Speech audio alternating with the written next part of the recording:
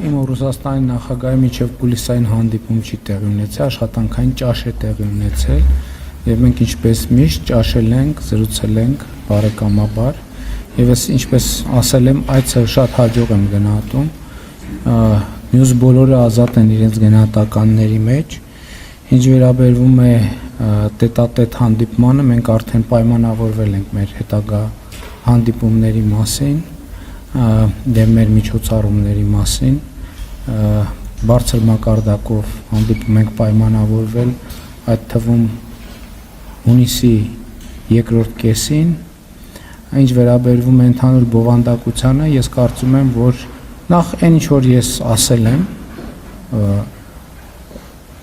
նախկինում իմ հրապարակային հայտարարությունների արտացոլումն էր այդ դահլիճում, ոչ մի նոր բան ես Ռուսաստանի նախագահի հետ հանդիպման ընթացքում չեմ ասի։